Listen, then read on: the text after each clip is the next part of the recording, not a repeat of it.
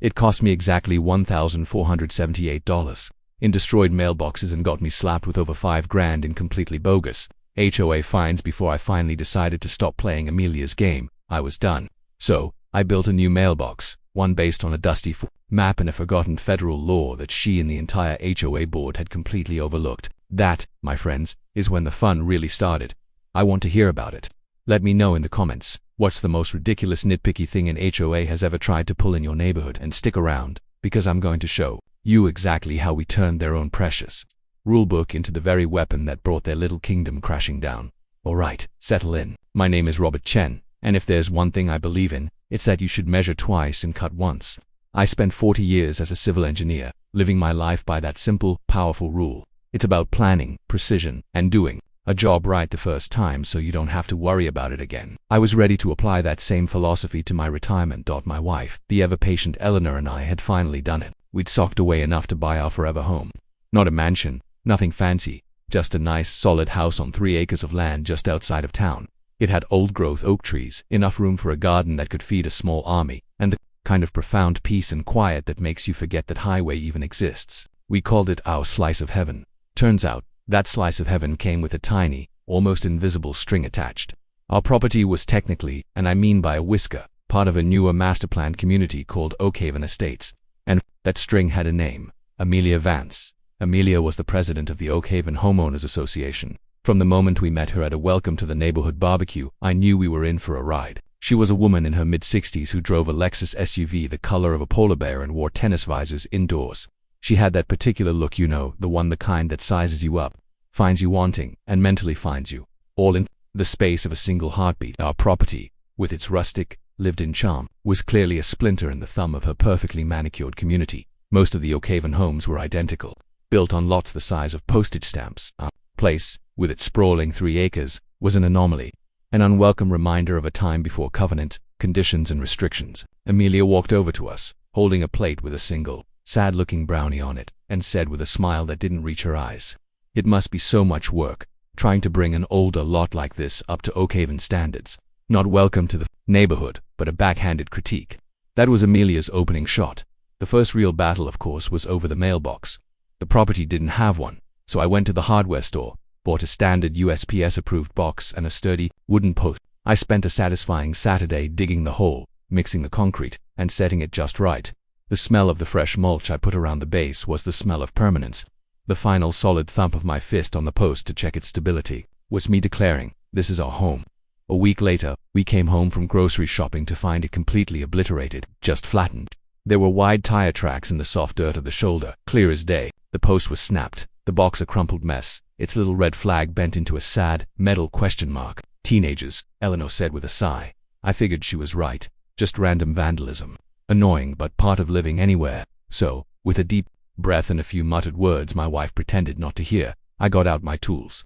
The grating screech of that mangled metal post as I wrenched it from its concrete footing was the true start of this whole mess. I just didn't know it yet, so I built a second mailbox. I went through the whole rigmarole again. New post, new box, another bag of concrete. This time, I used bolts to attach the post to the footing, figuring it'd be easier to replace if, like, teenagers struck again. I made it stronger, straighter, and better than the last one. I even painted the post a nice respectable forest green to match the trim on our house. It looked sharp, too sharp apparently. 2 days later, there was a crisp, cream-colored envelope in the mail slot on our front door. It had the Oakhaven Estates logo embossed at the top. It wasn't a welcome note. It was a formal violation notice. Per the Oakhaven Covenants, Conditions and Restrictions, Article 4, Section 2A, all mailbox support structures must be painted ecological beige Pantone 7527C. The structure currently installed utilizes forest green, which is a non-compliant color. A fine of $50 has been assessed to your account. Please remedy this violation within 15 days to avoid further penalties. Ecological beige, a color so bland, so utterly devoid of personality it could only have been conceived by a committee. It was the color of weak coffee, of dusty office cubicles, of utter resignation. It was, without a doubt, the ugliest color I had ever been legally mandated to use. Eleanor just laughed. Don't let her get to you, Robert. But it wasn't about the color. It was about being told what to do on my own property by a woman whose only joy in life seemed to be the misery of others. Still, I was trying to be the good neighbor. So, I sighed, drove to the paint store, and had them mix up a quart of this beige monstrosity. I spent a Saturday morning meticulously painting the post. Every brushstroke felt like a little piece of my soul was dying. The mailbox looked pathetic, like it was embarrassed to even exist. You can guess what happened next. The following Tuesday, we came home to find the beige mailbox flattened, smashed with the same deliberate, vehicular malice as the first one. Only this time, as I was kneeling in the dirt, examining the splintered wood, something caught my eye. A tiny fleck of pearlescent white paint was embedded in the grain of the wood. It was small, no bigger than my pinky nail, but it was unmistakable. It was the exact shade of Amelia's pristine Lexus SUV, and that's when everything changed. This wasn't random. This wasn't teenagers. This was a declaration of war. My blood started to boil, but an engineer doesn't let anger dictate his actions. Anger is messy, data is clean. I needed proof instead of marching over to a house. I drove to a sporting goods store and walked out with an $80 trail camera, the kind hunters use to spot deer. That evening, just as the sun was setting, I went across the street. There was a big old oak tree on the edge of the common area, one with a perfect unobstructed view of my mailbox's future location. I strapped the camera to it, camouflaged it with a few branches, and set it to record on motion. The almost silent click of the shutter as I tested it was the sound of a trap being set. Then, for the third time, I went to the hardware store. I bought the exact same mailbox, the exact same post. I bolted it back onto the concrete footing and, with a grim sense of satisfaction, I painted it the ugliest, most compliant shade of ecological beige you have ever seen. And then I waited. It didn't take long, less than a week. I'd gotten into the habit of checking the trail cam's SD card every morning, feeling like a spy in my own neighborhood.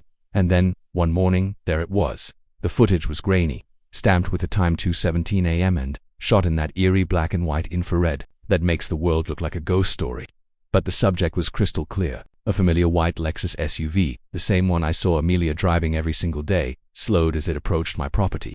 It then made a sharp, deliberate turn, drove its front passenger side wheel right over my mailbox with a violent crunch, and then corrected its course and drove off into the night without so much as tapping the brakes. You couldn't see the driver through the glare on the windshield, but you didn't need to.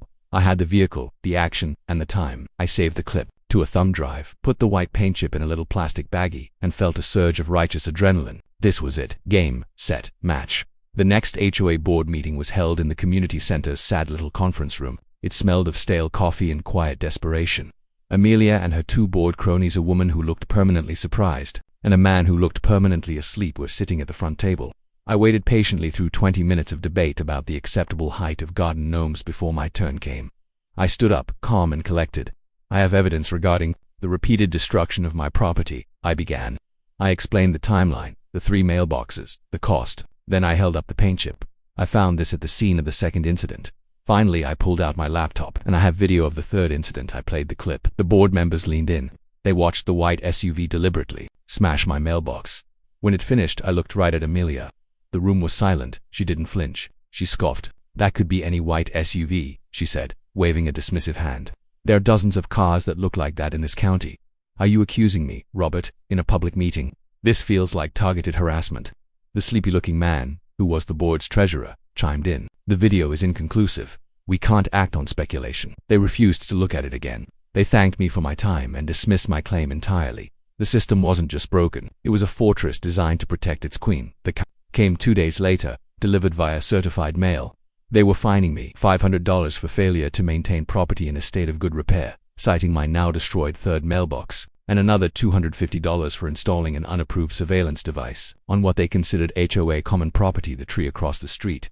That's when the engineer in me shut down, and the angry Texan I used to be took over for about 5 minutes. Then the engineer came back online, angrier than before, but with a purpose. If their rulebook was a weapon they could use against me, then I needed to find a bigger rulebook. I spent an entire night fueled by coffee and indignation, digging through municipal codes, county ordinances, and finally, federal regulations. And there it was. Buried in the legalese of the USPS Postal Operations Manual was the core principle. Mailboxes are considered federal property, and the USPS has specific rules governing their placement and access. Federal law, I realized, often supersedes the aesthetic whims of a local HOA. The next morning, I drafted a polite but ice-cold letter. I quoted the specific federal regulation. I stated that their repeated actions and subsequent fines constituted an active interference with the delivery of United States mail, which, I noted, was a federal offense. I attached a copy of my bill for the third mailbox, and at the bottom, under my signature, I added 2 little letters that change everything in a fight like this. CC. I sent a copy of the entire package to the regional postmaster general. Playing the federal card worked like a charm for a while. A week later, the $750 in fines vanished from my HOA account. No email, no apology. They were just gone. But the war wasn't over, it just went cold. Amelia stopped making eye contact. Instead, she'd give our house a long, slow, calculating stare whenever she drove by. It was the look a coyote gives a sheepdog. She was respecting the fence for now, but she was also looking for a hole in it. I figured if I'd won the legal battle for the moment, it was time to win the physical one for good. I'm an engineer. If I can't build a mailbox that can withstand a suburban SUV, I ought to turn in my degree, so I drew up some plans. This wasn't going to be another wooden post. This was going to be a monument to stubbornness. I spent the next weekend on what I privately called the Fort Knox project. I bought a heavy-gauge galvanized steel mailbox and a pallet of red bricks that matched our house. I built a form, poured a massive new concrete foundation, and then, with the patience of a man who has nothing but time, I started laying brick. I built a 2-foot by 2-foot column of solid brick and mortar, encasing the new steel mailbox in a shell of pure, immovable mass. When I was done, it looked less like a mailbox and more like a guard tower for a miniature prison. It was beautiful. All right, Amelia, I thought. Let's see you try to run this one over, but she didn't. That was the genius of her next move. She didn't even try. A week later, a shiny white truck from the county public works department pulled up. A man in a hard hat handed me my doom. Sir, he said, not unkindly, we've had a complaint filed about an unpermitted structure in the county right-of-way. My heart sank. He explained that while the mailbox itself was fine, the massive brick column I'd built around it was technically a structure, and since that structure was located within the first 20 feet of my property line, it was sitting in the county's legal right-of-way. It violated Municipal Code 114B. Amelia hadn't used the HOA rules. She'd gone over my head, using a higher and more legitimate authority. She had weaponized the county against me. I was handed a formal notice. I had 14 days to demolish my beautiful, indestructible fortress at my own expense. I had been completely and utterly outmaneuvered. I stood there holding the demolition order, staring at my brick masterpiece. It was a monument not to my stubbornness, but to my failure. I had lost. That evening, I was sitting in my small home office, staring at the pile of documents that represented my failure, the receipts for 4 mailboxes, the bogus HOA notices, and, sitting right on top, the official demolition order. Eleanor came in and put a hand on my shoulder. Honey, she said, her voice soft and full of reason. This is insane. This woman is obsessed with you. Let's just give up on the mailbox. We can rent a P.O. box in town. It's not worth the stress, please. She was right. Any logical person would have thrown in the towel. But as I looked at that demolition order, something inside me hardened. It wasn't about the mailbox anymore. It was about being bullied. This was our forever home, and I'll be damned if I was going to be run off my own land by a tyrant in a tennis visor. No, I said, my voice quiet but firm. I'm not letting her win. Not like this. That rejection of defeat lit a different kind of fire. I wasn't just angry anymore. I was on a mission. If I couldn't win by building, I would win by reading. I went to the hall closet and pulled out the big, bulky accordion file from when we closed on the house. I dumped the entire thing on the dining room table and started digging through mind-numbing legalese. Then, at the very back of the file, tucked inside a folded legal-sized envelope, I found it. The original full-size plat map of the subdivision, from 1984. It was a proper blueprint, the kind I used to work with every day, and that's when I saw it. The newer simplified maps the HOA used just showed a solid property line. But this original map showed a thin, dotted line running parallel to the road, set back deep inside my property. It was labeled 15 feet PUE public utility easement. My heart started hammering in my chest. I scrambled back to the covenants and found the corresponding article. The words practically leaped off the page. The easement, a 15-foot deep strip of land, was designated for use by utility companies, including the U.S. Postal Service. A clause I'd skimmed over a dozen times suddenly had new meaning. The HOA, not the individual homeowner, was legally responsible for the maintenance and upkeep of all such easements within the community. The implications hit me like a ton of bricks. The very ground my mailbox sat on, the ground Amelia kept destroying, was land the HOA was supposed to be maintaining. The fines they'd levied against me for failure to maintain were completely fraudulent. They were fining me for not taking care of their responsibility. And the kill shot, any structure related to a public utility like a U.S. mailbox built within that easement fell under the jurisdiction of municipal utility codes, not the HOA's petty aesthetic bylaws. I had been fighting a war on her terms, in her territory, but the whole time I had been standing on ground that legally belonged to a different kingdom. I leaned back in my chair. The old documents spread before me like a battle plan, and a slow, wide grin spread across my face. The game had just changed. That discovery flipped a switch in my head. I went from being a defender to an attacker. But a good engineer knows that for a complex project, you need a team of specialists. My first call was to my neighbor from down the street, a gentleman I only knew as Old Man Fitz. Fitz was a retired county surveyor, a man who was perpetually grumpy and hated the HOA, and Amelia in particular, with a passion that burned with the light of 1,000 suns. He came over, confirmed the easement, with his old equipment, and declared with a rare smile, "She's been harassing you over a patch of ground she's supposed to be mowing." Next, I needed legal firepower. I found a young, sharp lawyer named Alicia who specialized in battling overreaching HOAs. Her eyes lit up when I explained the situation. Our strategy was a thing of beauty.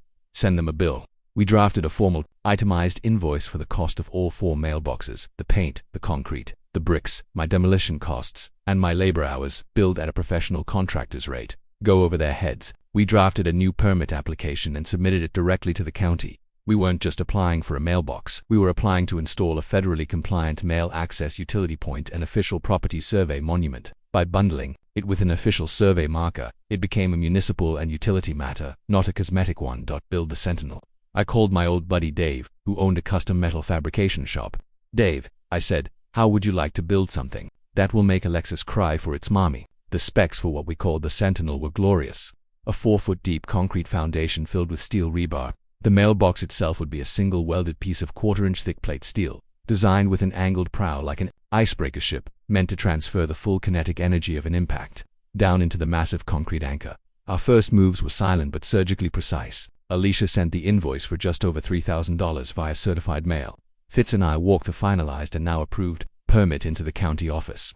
The only sign of our impending action was a single, lonely-looking orange flag on a wire stake that Fitz had planted in my lawn, marking the exact spot for the new survey monument. Amelia's response was to go nuclear on social media, posting a masterpiece of manipulative fear-mongering on the community Facebook page, claiming I was suing the HOA and that everyone's dues would go up. The neighborhood was divided. Installation day arrived on a perfect, clear Tuesday morning, and we made sure it was a show. At 8 a.m. sharp, Dave's fabrication truck rolled up with a small crane, followed by a ready-mix concrete truck. The spectacle drew a crowd. It didn't take long for the queen to arrive. Amelia's white Lexus came screaming down the street. "What do you think you're doing?" she shrieked. "This is unapproved. I forbid this. You're all being sued." I gave her a calm nod. "Morning, Amelia. We have all the necessary permits." Predictably, she called the sheriff. 15 minutes later, 2 county cruisers rolled up. I had a folder ready. I didn't argue, I simply handed it to the deputy. "Good morning, officer. Here are our county stamped permits. A copy of the registered plat map highlighting the public utility easement, and my lawyer's business card." The deputy read for a full minute, his eyebrows raising just a fraction. He walked over to Amelia, who was standing there with a smug, triumphant look on her face. "The look didn't last long, ma'am," the deputy said, his voice firm. "Not only is this work fully permitted by the county, but it's taking place within a registered utility easement to install an official survey monument. Your HOA rules do not supersede county permits and federal regulations. If you continue to interfere, you could be charged with obstructing a permitted project. I need you to return to your vehicle and let these men do their job." In front of a dozen of our neighbors, Amelia was publicly and officially stripped of her power. She was speechless, sputtering, her face turning a shade of red that clashed horribly with her pastel polo shirt. Humiliated, she turned without another word, got into her Lexus and sped away. The Sentinel stood guard at the end of our driveway, a solid, dark, unmovable monument to winning the battle. Now it was time to win the war. The next monthly HOA meeting was standing room only. The public showdown with the sheriff had been the talk of the neighborhood. Sarah and I walked in with Fitz, and we were met with nods and quiet smiles from people we barely knew. We weren't alone. A moment later, our lawyer, Alicia, walked in, looking sharp and confident. The trap was set. Amelia and her 2 cronies sat at the front, looking flustered but defiant. She banged the gavel and launched into a prepared speech about a new emergency bylaw regarding aesthetic and structural uniformity of mail receptacles. It was a final, desperate attempt to retroactively outlaw the Sentinel. She never got the chance to call for a vote. I stood up. "Point of order, Madam President. You are out of order, Robert." "Actually," a crisp, clear voice cut through the room. "He is not." Alicia stood up, briefcase in hand. "My client has relevant information for the board to consider before any such vote can be taken." Alicia walked calmly to the front and placed 4 thick, spiral-bound packets on the table. "I suggest you read it," she said simply. The board members hesitantly opened the packets. I knew what they were seeing. Our invoice for over $3,000. Now stamped in bright red ink. 30 days. Past due.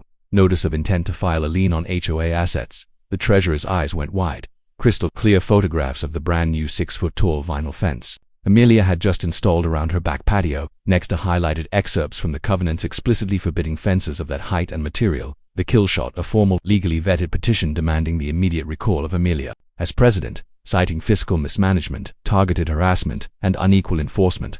And as they flipped through, they saw the signatures page after page of them. We had signatures from over 60% of the homeowners, and the cherry on top, a handsomely printed letter on official letterhead from the Office of the U.S. Postmaster General, commending the design of my new mailbox for its superior security and durability and noting it as a model of compliance with federal regulations. Amelia was silent, pale. The other board members began pushing their chairs back, physically distancing themselves from her as if she were contagious. A man I'd spoken to earlier stood up. I make a motion to hold the vote of no confidence and recall as submitted by petition right now. Seconded, yelled 3 people at once. A roar of aye filled the room.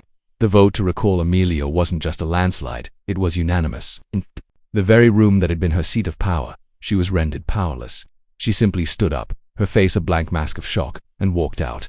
We never saw her at another meeting. 2 months later, a for sale sign went up in her yard. The white Lexus was gone, replaced by a moving truck. And then, she was gone, too. A new board was elected. Their first official act was to sign a check to me for the full amount on the invoice. Their second was to use the massive surplus Amelia had been hoarding to build the new community playground the neighborhood had been asking for years.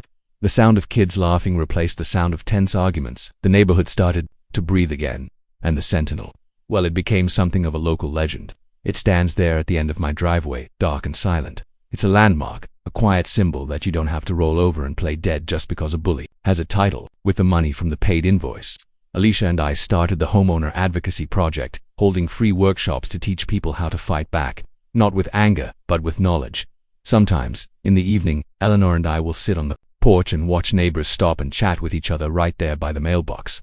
The very thing that caused so much division is now a point of connection. I finally have what I wanted all along, peace and quiet. And I learned that it wasn't really about the mailbox at all. It was about the simple, fundamental right to be left alone and enjoy your own home, your own little slice of heaven. We fought for our peace, and in the end, the whole neighborhood got to share in it. That's a victory worth fighting for.